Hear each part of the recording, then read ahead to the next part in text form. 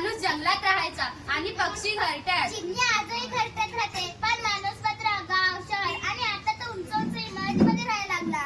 कधी गरज म्हणून तर कधी सातत्याला देणारा छेद म्हणून तो हे सगळे बदल स्वीकारत गेला. त्याला कधी परिवर्तनाचं, कधी विकासाचं, तर कधी प्रगतीचं नाव देत गेला आणि अर्थातच कृत्रिम बुद्धिमत्तेचा शोध लागला. हीच कृत्रिम बुद्धिमत्ता आम्हाला वरदान वाटायला लागली. तर कधी कधी हीच कृत्रिम बुद्धिमत्ता आम्हाला शाप वाटू लागली. मग नेमकं शाप की वरदान अशा द्विधारी शस्त्र हाती घेऊन आम्ही दोघी आपणासमोर उभ्या आहोत. मित्रांनो, या प्रवासाची सुरुवात ट्रुलिंग चाचणी पासून सुरू झाली. ही चाचणी यशस्वी झाली आणि तेथूनच सुरू झालेला कृत्रिम बुद्धिमत्तेचा प्रवास. Google assistant, Amazon, ChatGPT, Alexa आणि सॅमसंग, ऍपलची सिरीज, टेस्ला, स्वयंचलित वाहन ही सगळी कृत्रिम बुद्धिमत्तेची उदाहरणे आहेत. याच एआय मुळे चॅटजीपीटी किंवा जेमिनी सारख्या अनुत्तरीय राहिलेल्या प्रश्नांची उत्तरे आपल्याला क्षणार्धात मिळतात.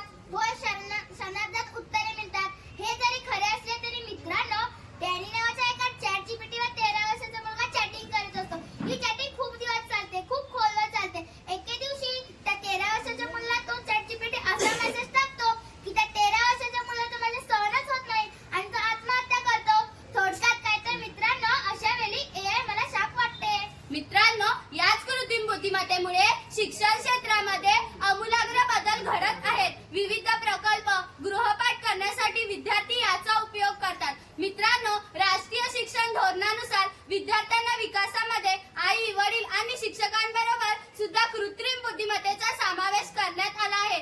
आता तर इंजिनियरच्या शाळेमध्ये सुद्धा कृत्रिम बुद्धिमत्तेचा समावेश करण्यात आला आहे आणि आता 4-5 वर्षाची मुले सुद्धा कोडिंग, प्रोग्रामिंग धडे गिरवत आहेत.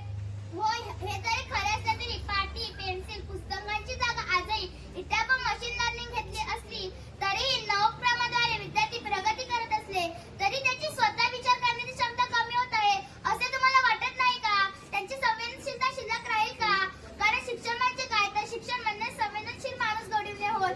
यासाठी वाचन संस्कृती लोप पावत चालली आहे.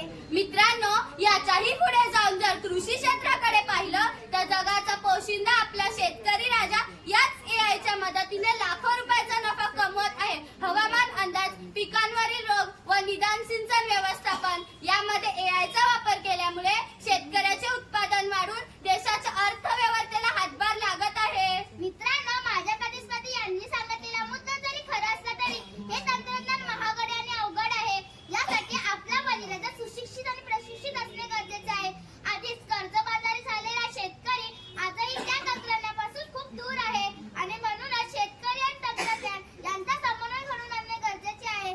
शिवाय चुकीच्या हवामान अंदाजामुळे पिके नष्ट झाल्यास ज्या घटना घडतात त्या वेगळ्याच. मित्रांनो, वैद्यकीय क्षेत्रामध्ये सुद्धा एआयचा वापर खूप फायदेशीर ठरला आहे. सकाळी धावत असताना अंतर कॅलरीज मोजण्यापासून ते रोबोटिक सर्जरी पर्यंत, एक्स-रे, एमआरआय पासून ते टेलिमेडिसिन पर्यंत सर्वच सुविधा एआय मुळे शक्य आहेत. पण या सुविधा गरजवंतांना पोहोचतात का? आता हेच बघा ना. झारखंड येथील मुजफ्फरपूर येथे जॅपनीज एन्फ्लायटिस ही मेंदूज्वर साथ आली होती. या साथीमध्ये वेळेवर सुविधा न पोहोचल्याने अनेक बालांनी आपला जीव गमावला आहे. त्यामुळे प्रत्येक गरजवंतांना त्यांना परवडणाऱ्या आणि योग्य वेळी या सुविधा मिळणे हे मोठे आव्हान आहे. मित्रांनो, एआय मुळे आपण अनेक कामे जलद गतीने करत आहोत. मशीन लर्निंग, रोबोटिक्स यांसारख्या तंत्रज्ञानामुळे सृजनशील कामगारांना वाव मिळतो. सृजनशील कामगारांना वाव मिळतो, पण बाकीचे माणसं बेरोजगार होतील त्याचं काय? कॉम्प्युटर, प्रोग्रामिंग ही गणितीय सत्रावर चालणारी प्रणाली आहे. त्यामुळे प्रभुत्व असणाऱ्यांनाच रोजगार मिळेल, बाकीचे बेरोजगार होतील. ऍपल आणि सॅमसंग कंपन्यांनी आपल्या 60,000 कामगारांची जागी यंत्रमानव घेण्याची घोषणा केली आहे. आणि हो, याच यंत्रमानवाचा वापर अणुऊर्जा प्रकल्प, खाणकाम, बॉम्ब निकामी करणे, स्वच्छतेचे चेंबर, साफसफाई करणे इत्यादी कामामध्ये धोकादायक वाचून माणसाचा जीव वाचू शकतो. मित्रांनो, रोबोट